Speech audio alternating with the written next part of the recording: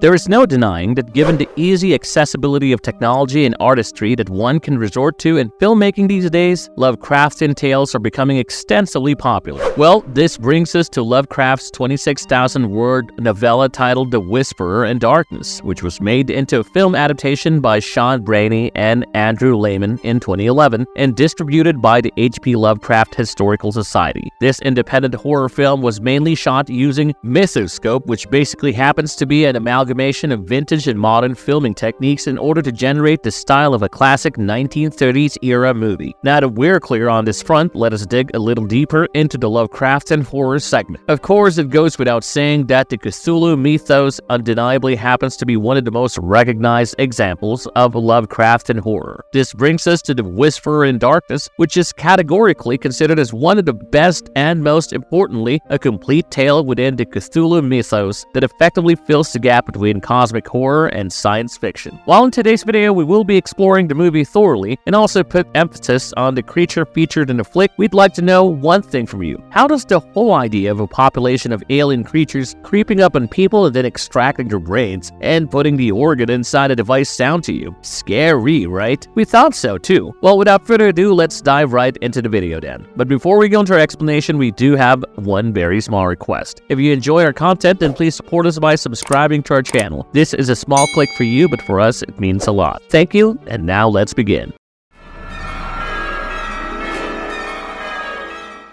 The Whisperer in Darkness, film adaptation explored. The movie begins with a voiceover of Albert Wilmarth, the assistant professor in the Department of English at Miskatonic University in Arkham, Massachusetts. Truth be told, he prefers to address himself as a folklorist, and as per Wilmarth, the affair in particular started taking place amidst the unprecedented flooding event in Vermont in 1927. Because the rain poured down non-stop, the flooding was extensive, and it ended up washing all kinds of things into rivers. Wilmarth's voiceover predominantly stresses on people reporting that they have seen the strangest of things floating in the very water, and that as the floodwater subsided, there was this pervasive tendency of linking the very sites with an ancient, half-forgotten cycle of whispered legend, one the older people often resurrected as per the occasion. Naturally, this had many of Wilmarth's friends approaching him in order to have him shed light on the subject. Well, what choice did Albert Wilmarth have? We will get to this shortly, but before we do that, let's build up a nice premise first. A primitive, half-forgotten cycle of whispered legend, which old people resurrect. What lies behind the folklore? We finally get a proper look at Professor Albert Wilmarth inside his office. He gets a visit from fellow colleague Nathaniel Ward, and Wilmarth excitedly shows Ward Eli Davenport's original manuscript of Vermont Tales of the Old Ones that he has managed to lay his hands on. Ward looks at it and admits that it is quite a find. He further asks Wilmarth what he plans to do with it and if he will use it for another book. Wilmarth tells Ward about his immediate plans and how he has been reviewing the notes in preparation for a debate that he calls absurd. This is where the viewers learn that Wilmarth has decided to partake in a radio program mainly based on the river sightings of Vermont. Ward isn't too happy about Wilmarth being a part of the radio debate and tells him to stay out of things. But Wilmarth is hell-bent on being part of the debate, even if that means going up against best-selling author Charles Fort, or in other words, the world's most prominent expert on unexplained phenomena, with Ward further insisting that Wilmarth should leave certain things alone. The latter addresses himself as a folklorist and tells Ward that nobody in the whole wide world knows more about that particular area of folklore than him. So it's only fitting to say that despite Ward's several attempts to make Wilmarth cancel the radio program, Wilmarth does what he had initially planned to do, and that is taking part in the program. Books. Charlie Tower, a friend and wealthy Miskatonic alumnus, paid to bring him to camp.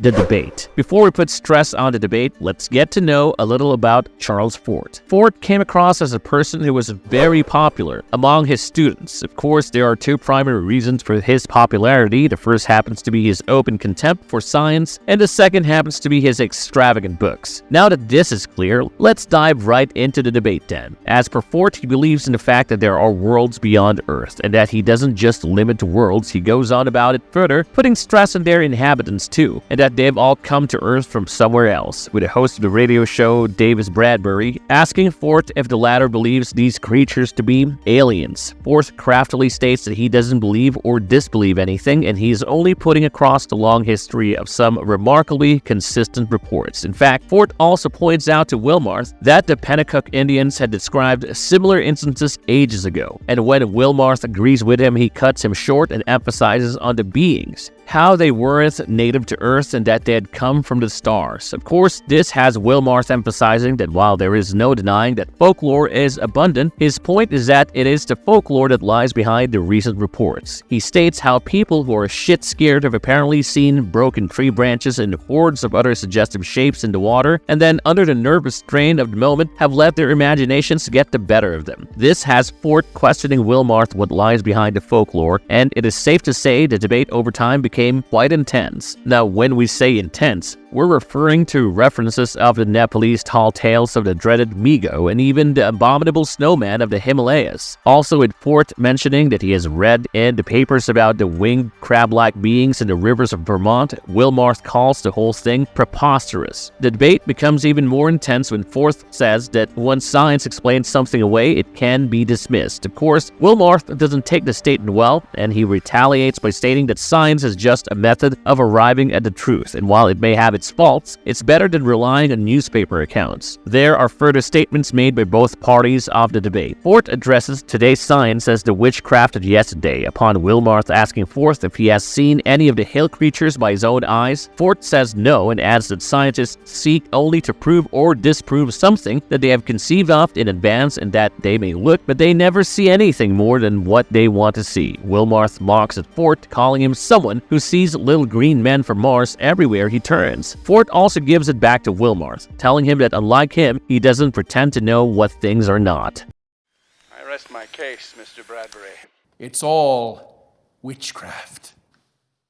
After the debate disaster, a soiree at the faculty club followed the debate. Wilmarth was just about to enter when a young man approached him and introduced himself as George Akeley, the son of Henry Akeley. Wilmarth recalls how Henry has been writing vivid letters to him from Vermont, with George stating to Wilmarth that his father has particularly sent him to Wilmarth in person and that Henry needs Wilmarth's help. Wilmarth recalls Henry asking him for his aid in his previous letters and tells George that he is aware of the hill creatures that are all around their farm. George blames Wilmarth for the fact that everyone back in Vermont thinks Henry is a lunatic. Wilmarth tells George that he has tremendous respect for Henry, but that doesn't mean that he will end up believing every letter he receives. This has George stating that Fort was right about Wilmarth, proving that he was at the debate earlier. The debate between the duo would have escalated had Ward not intervened. As Wilmarth bids George goodnight, the latter discloses to them that he has photos which Henry made him promise to show them to Wilmarth. This is both Wilmarth and Ward inviting George to the soiree and introducing him to wealthy Miskatonic alumnus Charlie Tower and Professor Jordan Lowell. They also informed the duo that George has photographs to share with all of them and that they need to gather Fort into study. With everyone assembling in the study, George tells them that his father has a farm in Townshend, Vermont, and that he has seen the creatures, which are all around the farm. George further adds that Henry has been corresponding with Wilmarth about the whole thing, and since he knew Wilmarth would not believe him, he asked George to bring the photos to him personally. The photos featured footprints that were left by the hill creatures, especially their tracks all around the house and the riverbanks. Professor Lowell points out that the footprints look more like pincers or claws instead of hoofs or paws. Wilmarth suggests deer, and with Fort pointing out a particular cave in the pictures, Wilmarth states that Henry had written to him in the letters that the creatures live inside caves like the one in the pictures. George agrees with Wilmarth and also informs the group that the creatures dance around the stones. This has Lowell taken out a magnifying glass to make out the carvings, to which Wilmarth points out that there are similar stone circles all throughout New England. George also points out another interesting fact that Henry had told him all the creatures are composed of a different type of matter, and that because their molecules vibrate at a different rate than the humans, the creatures don't register on ordinary film. George also admits that while he has never seen a live one up close, he's pretty sure that they exist. Their footprints are real and that they're all around the farm. In fact, he has even seen them flying at night and heard them talk. While sometimes they buzz and hum, there are times when one can make out real words. This is also when Lowell makes use of some old viewers that he used earlier to study stereo photographs of stars, and with him adjusting the viewer glass, the group, along with the audience, finally gets a peek into the carcass of one of the creatures that was previously not visible on the photo.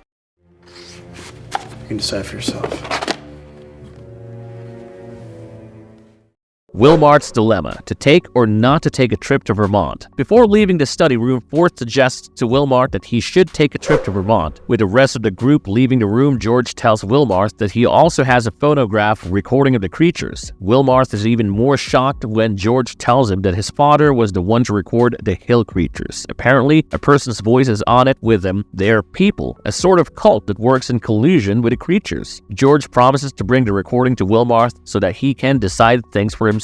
Less than an hour later, George met Wilmarth back at his office and left a wax cylinder. Of course, he begged Wilmarth to come to Vermont and help out his father. From what was happening, it was evident Henry was sure he was under some attack, and his son was more than petrified. With Wilmarth becoming increasingly invested in the whole thing, Ward warns him and tells him mainly to stop answering Akeley's letters. He also tells Wilmarth that since he already has Davenport's manuscript, it should be more than enough on his part to write a book. Last but not the least, since Wilmarth is an academic, Ward believes that he should stay indoors. Ward's advice almost works on Wilmarth, and while he did plan to abandon the matter, Henry mentioning a mysterious black stone to Wilmarth gets him intrigued and back on track yet again. It was eventually agreed that George would bring the stone to Boston on his way to California, especially because Akeley mistrusted the post, and Wilmarth was supposed to meet George at North Station in Boston, where he would hand it to him directly. But George never met Wilmarth in Boston. Weeks passed without a word from him. The Black Stone and George were gone. This didn't stop Henry and Wilmarth. They kept on corresponding with each other for months, and it is fitting to say that Henry's letters grew increasingly fearful daily. Even his handwriting, for that matter, showed the strain as he told off unknown things closing in around him. So when his following letter arrived, Wilmarth was quite taken aback. Henry had specially mentioned that all this time he had only been writing to him about silly things, and that to his mistake had been in establishing a hostile attitude towards the creatures, further adding that what he thought morbid and frightful was both mind-expanding and glorious in reality. Henry also invites Wilmarth to Vermont to discuss things and tell him to bring the recordings, letters, and photos with him. Henry also mentions that his car will meet Wilmarth at the Brattleboro station. While Henry's letter felt like a relief, the mood shift was rather disturbing. Nonetheless, he decided to go to Vermont and see things himself.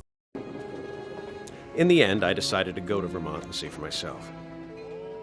En route to Vermont, Wilmarth deliberately decided not to tell anyone where he was headed and boarded a train to Vermont. An unknown man who was earlier seen outside the soiree is shown to be on the same train, and it becomes relatively clear that he has been following Wilmarth the whole time. Upon reaching the Brattleboro station, Wilmarth finds a certain P.F. Noyes at his service. Noyes tells Wilmarth that Henry has asked him to give him a lift up to the farm as he hasn't been keeping too well. Wilmarth is a little surprised given that Henry did not mention anything about him being unwell in any of the letters, but nonetheless, he gets in the car. The entire journey, Noyes floods Wilmarth with a horde of questions, making plenty of statements and often hinting at things that might seem dangerous. Naturally, this has Wilmarth feeling a bit odd all throughout the journey. Strangely, Wilmarth also finds Noyes' voice very familiar and asks him if he has ever been on the wireless. Noyes casually brushes that aside, stating that he once played the role of Brutus in the play Julius Caesar. They end up coming to a point where the road up ahead seems blocked. Noyes stops the car in front of a man who is disclosed to be the same man who had been pursuing Wilmarth all this while. Noyes addresses the man as Walter and asks him what the trouble is. Walter says that the flood has damaged the bridge and that Noyes has to turn his car around. With Walter suggesting that they take a detour, Noyes informs Wilmarth that doing so will take at least 4 to 5 hours, given the beastly weather. With Noyes suggesting to Wilmarth that he goes there on foot, the latter agrees to do so. Noyes hands him his umbrella and also tells Wilmarth that while Henry might be resting when he reaches there, he is expecting him, so he should just let himself in. On the way to Henry's farm, Wilmarth gets lost and stops in front of the house of Will Masterson, who, despite being a little hostile towards him, gives him directions to the farm. We also get a quick glimpse of Masterson's young daughter, whom he addresses as Hannah, and tells her to get back inside. Wilmarth resumes his journey and eventually reaches the farm. He finds the same footprints on the farm's pathway and sees that the door to the house is open. I'm sure you'll find of interest. Unexpected and wonderful. Meeting Henry. Wilmarth finds Henry immobilized in a chair inside a dark room, and the latter is seen speaking to him in a rather strange dual voice. Henry tells him that he is ill and needs some rest. With Wilmarth attempting to open the curtains, Henry tells him not to open much as his eyes have become sensitive to the light. Henry expresses his happiness at Wilmarth's arrival and tells him there is a lot to discuss. As Wilmarth looks around the room, he finds a covered hutch. Henry asks him if he has brought all the things that he had mentioned, and Wilmarth adds that he had also brought a manuscript of old folklore, which he is pretty sure Henry will find very interesting. Henry tells Wilmarth to set everything on the table and that they will discuss them later at night. When Wilmarth asks Henry about George, Henry doesn't recognize his son at first. After a pause, he tells Wilmarth that George had sent a telegram from California where he stated he was delayed. Upon asking Henry about the Black Stone and if George still possesses it, Henry states that it is no longer important. Henry suggests that Wilmarth rest in the room he has set for him above and that they talk later. As Wilmarth goes out of the room, he finds bullet-like holes in the wooden walls. Up in his room, he also detects a bad smell but doesn't pay heed to it. Unbeknownst to him, he is followed by Walter the whole time. Later in the evening, he takes a glass of Ovaltine to Henry and asks him if he feels up to their conversation. He says yes and asks if Wilmarth has all the evidence at hand, to which the latter points out at the table. Henry begins by saying that there was never any reason to fear them and how it was foolish on his part to interfere with their doings and their great purpose. A skeptical Wilmarth dismisses him, but with Henry telling him that he has spoken to them and that they have told him things that no one can even begin to guess, Wilmarth is confounded. It is referred to as Yuggoth in some of your precious... Who are the hill creatures and what is their purpose? Henry tells Wilmarth that the creatures are not unwilling to share their great secrets with mankind. With Wilmarth asking Henry if the creatures choose humans to talk to, the latter starts laughing somewhat eerily, after which he says that all the legends about what they have offered to men and what they wish in connection with the earth are based on man's misconceptions of allegorical speech. Wilmarth was certainly not ready to learn what the creatures wanted, and it was unsettling to have repulsive nightmares of secret myth revealed in concrete terms. But what was even more disturbing was to find Henry more than okay with the whole sinister system he had chanced upon, and that he was apparently going with the creatures to their main immediate abode, Yuggoth, which still happens to be undiscovered at the moment. Henry admits that Yuggoth is just a stepping stone and plans to cross incalculable gulfs of space, bending time to allow for temporal journeys. With Henry mentioning about traversing through space, Wilmarth is even more astounded. That's when Henry sheds light on the surgical, mechanical, and chemical skills of the creatures. He puts more emphasis on the surgical skills, telling Wilmarth that the beings can surgically extract a human being and suspend it in a fluid-filled cylinder, which they have only ingeniously engineered. Freed from the constraints of a human's biological frailty, the mind lives on in an experience far beyond anything accessible to mere men. Henry also gives a demo to Wilmarth when he tells him to remove the cloth from the hutch and instructs him to put the cylinder marked B67 and to connect it to the sensory apparatus. What Wilmarth initially believes to be some spectacular parlor trick with a radio becomes a total nightmare. He finds himself talking to the brain in the cylinder, and there also appears in front of him an apparition of a face of the one marked as B67. B67 tells Wilmarth about the positive aspects of the journey and that Wilmarth should undoubtedly join them in their journey to Yuggoth. B67 also tells him that Noise will be joining them on their journey too, and that it was his very voice that Wilmarth had recognized from the recordings Henry had sent him earlier. As per B67, the whole process is entirely painless. When the devices are disconnected, one merely drops into a deep sleep with vivid and fantastic dreams. B67 urges Wilmarth to consider the whole thing before calling it a night. Henry also tells Wilmarth to sleep on it and that they will discuss things the next day.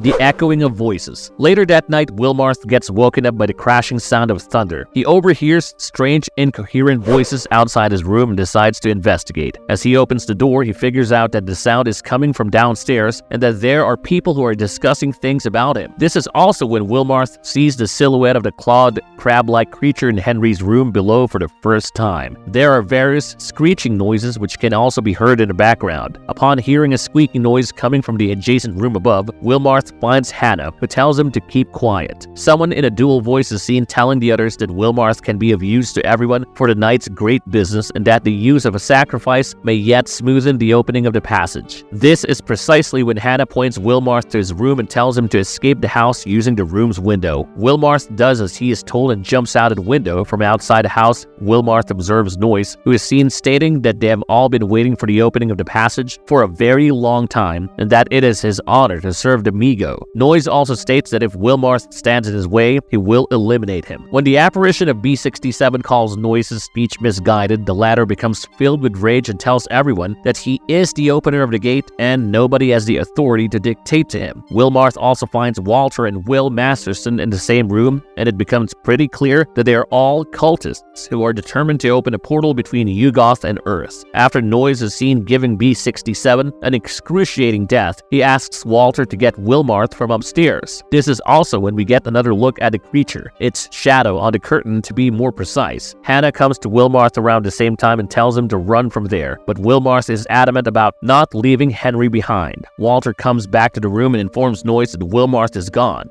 This enrages Noise further and he is seen hitting Walter and calling him an imbecile. Suddenly, Hannah is seen arriving in the same room and telling her father, Masterson, that she saw a strange man running towards the bridge. Noise is sure that it is Wilmarth and suggests everyone to go after him. Masterson tells Hannah to wait in the room and leaves from there.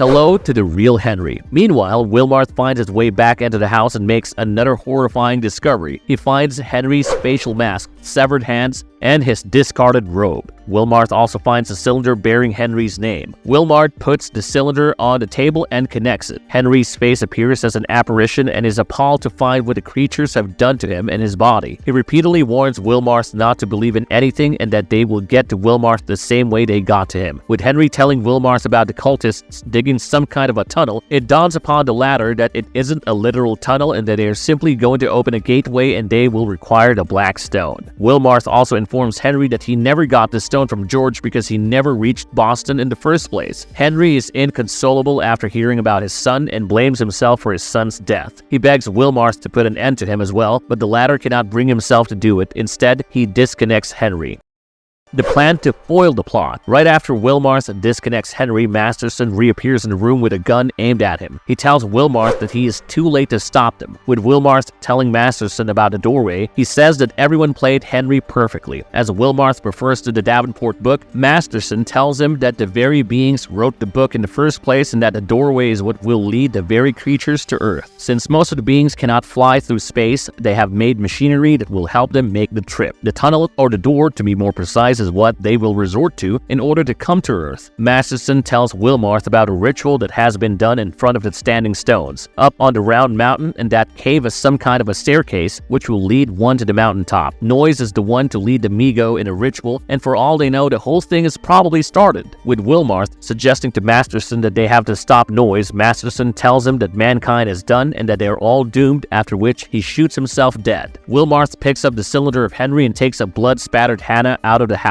Hannah suggests going to the barn, and once they are inside, Wilmarth lights up a lamp, makes Hannah sit down, and wipes off the blood from her face. He also tells her about her daughter and wife, both of whom he had lost to influenza years ago. Before he leaves Hannah in the barn to go to Round Mountain all by himself to stop Noise from opening the doorway, Hannah gives him the directions. Wilmarth promises to come back for her and leaves. He reaches uphill and ventures deep inside the cave. He comes to a massive subterranean opening and finds all kinds of strange devices. Wilmarth switches the main power off and goes further inside the cave. He begins to get engulfed by an envelope of mist and reaches another section where a man can be seen suspended from above. His left leg has some kind of a drip going on and there are various tubes attached to different parts of his body. Upon a closer look, Wilmarth discovers that the man possesses a skull instead of his face, and it dawns upon him that the man happens to be none other than Henry. Wilmarth eventually makes it to the top of the cave opening. Upon hearing voices coming from a direction, he goes towards it and finally gets his proper closer look at the alien horrors. Here, we'd like to put stress on how the Migo actually looks like. What appears in front of Wilmarth possesses crustaceous bodies with huge membranous wings. They are easily about 5 feet long, and the place where they should have their head basically has some kind of a convoluted ellipsoid that is covered with hordes of short worm-like antennae. In short, it is fair to say the creatures featured are worth the wait. Anyway, coming back to the storyline, Wilmarth gets to see Noise performing the ritual with the black stone. As Wilmarth steps back in utter bewilderment and shock, he bumps into one of the crabbed creatures, who knocks him down using one of its legs and joins the other 3 crabbed creatures in the ritual. Noise begins to chant in some alien language, and others present in there follow him in unison. The gateway is almost opened when Wilmarth takes out Henry's cylinder that he has been carrying around with him and throws in the passage created. Doing this has the portal closed as Noise is seen getting devoured by all the creatures. Wilmarth flees from there and goes back the same way he had come there. Walter, while pursuing him, accidentally falls to his death. Wilmarth makes it back to the barn. He keeps banging on the barn door to have Hannah unlock the door and let him inside. Hannah does, and he tells her that they will be escaping from there using the airplane that is kept inside the barn.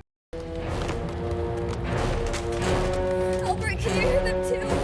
The final escape. With one of the creatures making it inside the barn, Wilmarth asks Hannah if she has flown an airplane. Hannah says she has, and he asks her if she knows how to turn the magneto on and open up the throttle. Realizing that Hannah knows how to fly the plane, Wilmarth clears a passage for the plane and gets into the back seat. Both are seen flying away, but they get pursued by the Migo midair. There are 4 of them, 2 in the front and 2 in the back, and one of them literally attempts to sabotage their plane by grabbing it with its claws. We get a closer look at the creatures once again and realize that they are capable of telepathy, as they are constantly seen trying to demotivate Wilmarth by telling him that he cannot succeed nor escape no matter what. Hannah briefly manages to overpower one of the creatures, only to be abducted by another creature from the plane itself. She is dropped from an elevated height, much to the horror of Wilmarth. Wilmarth, filled with rage and hopelessness, decides to crash his plane along with a creature, and he almost hits the ground when the scene cuts to black. We get to hear the voiceover of Wilmarth once again, where he says that was all, and that we know what took place later better than him. The voiceover continues stating how everything seems so normal and easy, and that Wilmarth only feels foolish now that he thinks he had even tried to resist it. Wilmarth is seen stating further that he regrets the harm he inflicted and that he is so grateful that they hold no grudge. He is also looking very forward to his first trip to the outside world, to joining the ranks of those few privileged mortals and share in the glory of their understanding. The audience also gets to see a newspaper clipping which states that the 9th planet has finally been discovered on the edge of the solar system. The movie ends with Ward banging the doors of Wilmarth's house, asking if he is inside there. Of course, he doesn't find him there. We finally get a closer look at Wilmarth's face, which in this case happens to be the same facial apparition like B-67 and Henry, and he's seen stating that when he is disconnected, he drops off into a sleep of the most vivid, fantastic dreams, and that he really enjoys it. Of course, next to his apparition is his brain inside a cylinder. Marvel's verdict. You don't need to be an H.P. Lovecraft fan to love this movie, but it wouldn't hurt if you are. All you need is to enjoy movies, especially ones with terrific atmospheric settings, some straight-up acting, and a storyline that will keep you on the edge of your seats. We absolutely love how the revelation of the alien horrors has been done here, and bit by bit, may we add. At first, we only get to see a footprint. This is followed by a blurred picture, then a shadow on the wall, and a curtain, followed by a brief shot of one walking behind Wilmarth, and finally the full version, and boy, were we impressed. Anyways, that is all for today, folks, and with this, we've finally come to the end of our video. So, have many of you already seen this cerebral horror film? And be honest with us, did this movie leave a lasting impression on you? We would love to know your thoughts in the comment section down below, and we sincerely hope you've got your fill of horror for today. Now, if you enjoyed this video, you know what to do. Please do leave a thumbs up and stay tuned with us as we promise to come back with more exciting content. Till then, goodbye, and thanks for watching.